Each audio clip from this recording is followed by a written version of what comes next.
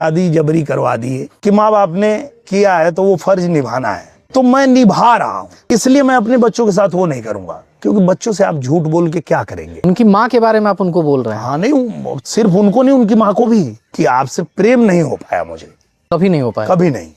हाँ वो फर्ज है कि माँ बाप ने किया है तो वो फर्ज निभाना है। होता ना जीवन साथी वो हो जिसको प्रेम करें। पिताजी मेरे, यह है बीजेपी का सांसद निरहुआ।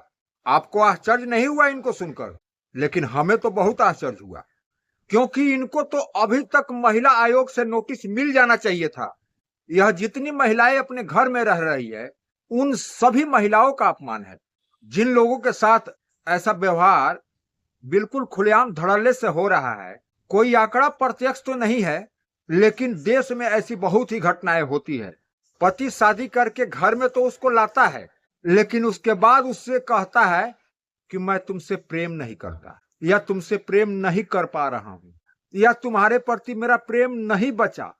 जबकि ये जिस पार्टी से हैं, वहां पर हिंदू धर्म सनातन का परचम लहराया जाता है। शादी के फेरों रस्मों के साथ 7 वचन निभाने का भी वादा किया जाता है, 7 जन्मों तक साथ निभाने का। पत्नी को हिंदू धर्म में अर्धांगिनी भी माना जाता है, और उस पार्टी के होकर आप खुलेआम निडर होकर मीडिया के सामने आकर खुले मंच पर यह बयान दे रहे हैं। यह हो सकता है कि आपको हिंदू धर्म में अब रुचि नहीं रह गई हो, तो मेरे भाई निरहुआ, अब हिंदू धर्म के नाम पर आप वोट मांगना बंद कर दीजिए। यह बहुत सारा ऐसा मामला आता है जो बड़े पदों पर चले जाते हैं, या ये कहिए कि रुपये की चादर ओढ़ लेते हैं, जैसे अधिकारी हुए, बड़े बड़े नेता हुए, या जो भी बड़े पदों पर बैठे हुए हैं। उसमें से कुछ ऐसे हैं जो वो अपने घर वालों के दबाव में या दहेज के लालच में किसी से शादी तो कर लेते हैं और बच्चे भी पैदा कर लेते हैं। तब कुछ दिनों के बाद उनको यह एहसास होता है कि अरे मुझे तो पत्नी से प्रेम ही नहीं है, या इससे प्रेम करना ही नहीं चाहिए। आज की पीढ़ी में तो काफी सारी लड़कियां पढ़ भी रही है और आगे बढ़ भी रही है, और काफी समझदार भी हो रही है, और हर क्षेत्र में अपने प्रतिभा का लोहा भी मनवा रही है।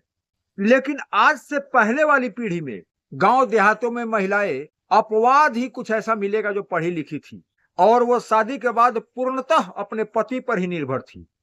जैसे निरहुआ यादव की पत्नी मनसा यादव पूर्णतः अपने पति पर यह निर्भर थी। तभी तो यह आसानी से बोल पा रहे हैं कि यह मेरी जिम्मेवारी नहीं है, मैं इसे बोझ की तरह रखे हुए हूं। और ये जिस पार्टी से है, उस पार्टी के मुखिया का भी यही हाल है, वह भी अपनी पत्नी को छोड़ दिए हैं। लानत है ऐसी पार्टी पर। ज्यादातर रेपिस्ट संसद में भरे पड़े हैं।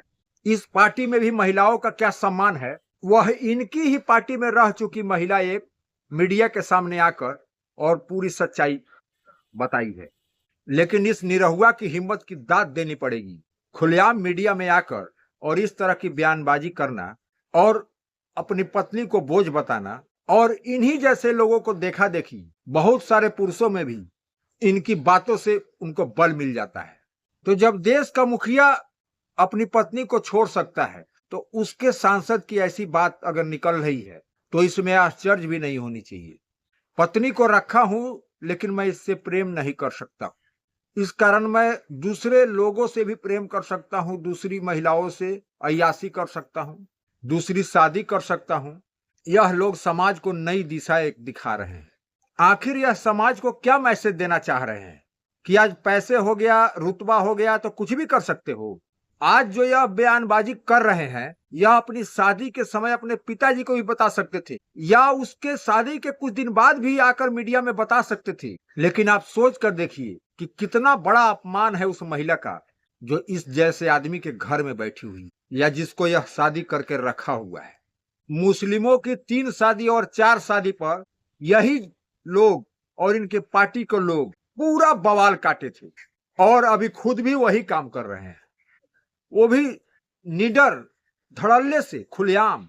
अब आप लोग इस निरहुआ की बयानबाजी पर क्या कहेंगे? पब्लिक इनको जीरो से हीरो बनाया।